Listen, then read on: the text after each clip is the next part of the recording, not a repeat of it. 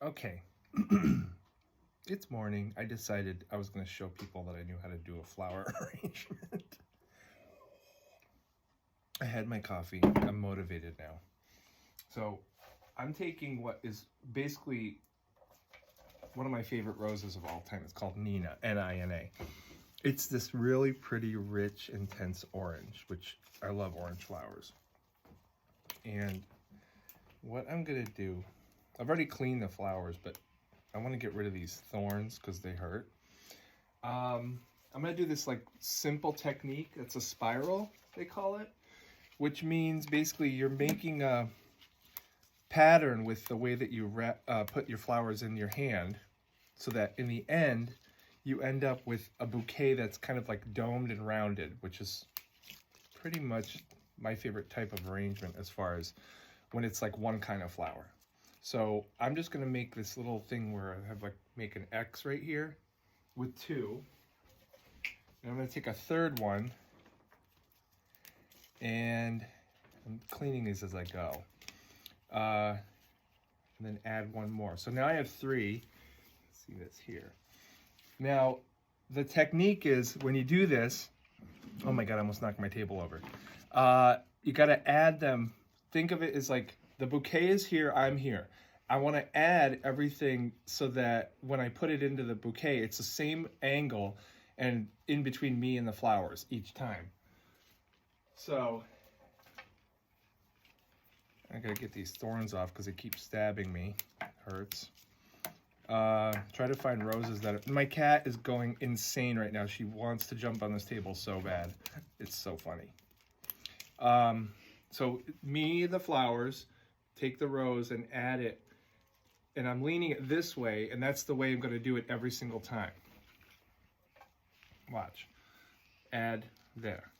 So what you end up with getting is this little like X shape, and the more flowers you add, the more X shape and dramatic it'll be. So what I'm going to do is I'm going to keep turning it as I go, because I want to make it even all the way around.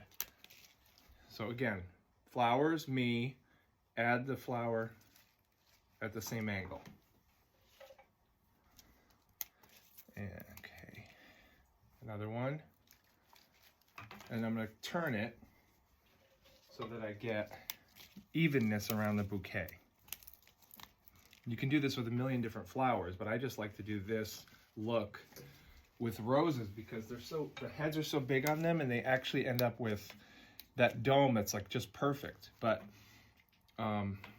as you do it, you'll see it start to develop.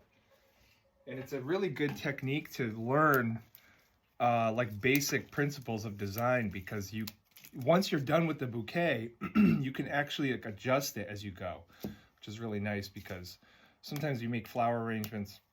Like if you're doing flower arrangements in flower foam, you get like one chance, and if you screw it up, you've either cut too short or you've poked into the foam too many times or whatever. So this is nice because you have a lot more control. So I'm going to add, again, between me and the bouquet, you adding. This one has a real weird bend to the head, so I'm going to add that one last, because that's actually going to help me in the end have like a better curve on my bouquet. Okay, so here we go. Adding. Isn't this color so pretty though? I love this. Look at this. This is the other cat who decided he's gonna have fun. This is the baby boy. That's Blueberry. And the mother is hiding now. All right. Keep going. He's gonna knock this right over. I can already tell. All right.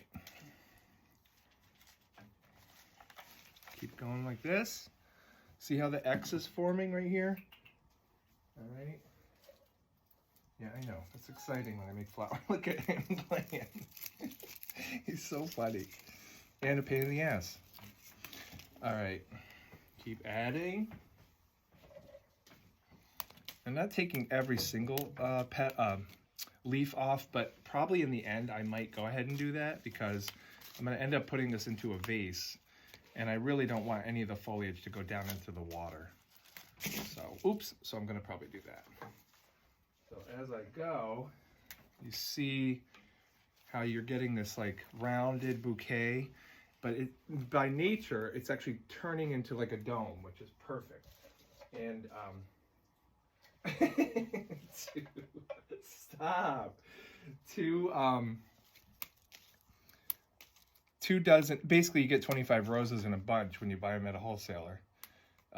And it's 25 roses in a bunch, but it's like 2 dozen, and that's a really good amount for a bouquet like this.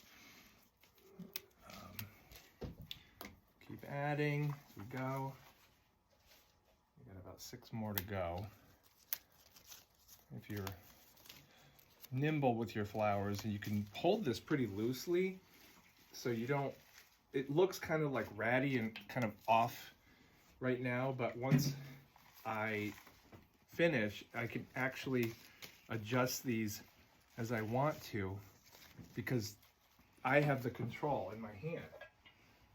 It's really nice.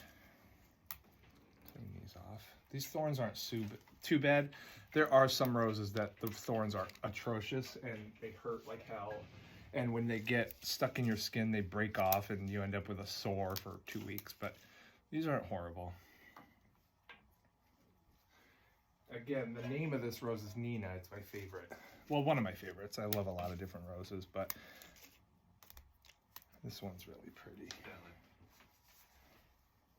I do. There's another rose called Nena. I mean, they pronounce it Nina, but it's N-E-N-A, and it's a really light pink. Not my favorite. I like really intense colors in roses like this. So that's just a preference thing.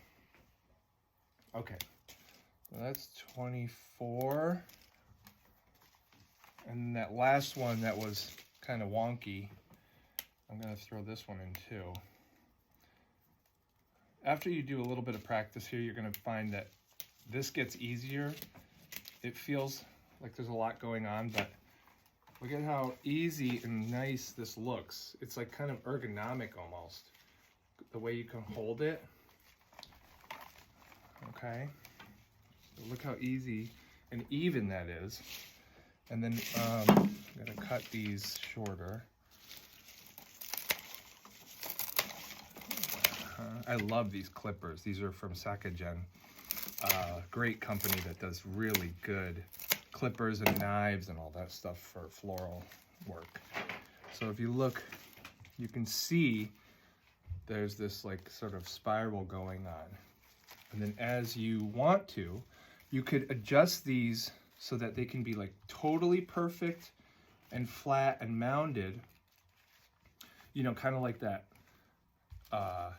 you know, 80s, 90s Martha Stewart dome, boring. Some people can't stand that look. It can be pretty though. I mean, if it's done properly, it could be great, especially for like formal occasions, you know, just those really beautiful, simple domes.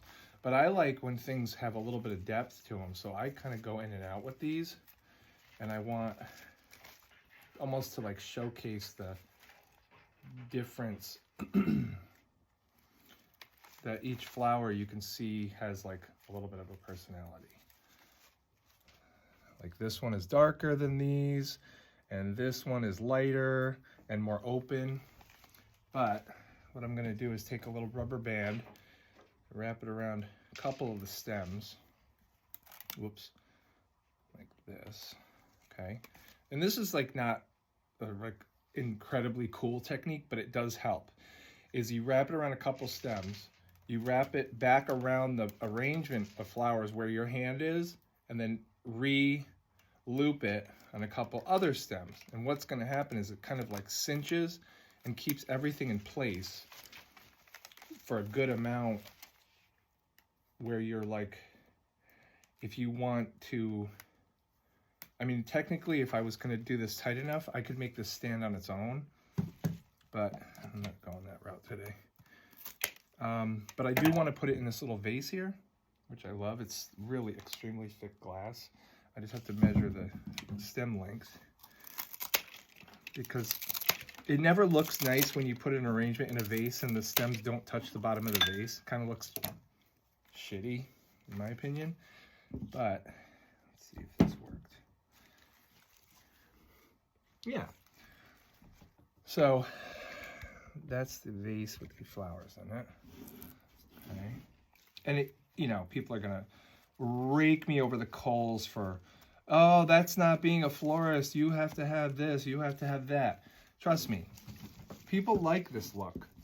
And if you want to do like something at home, I mean, look how easy that was. And it just literally took one kind of flower, no greenery. You could add whatever you want, but how pretty is that? And it's whatever the preference is on color, just do what you love. That's it. Have a great weekend.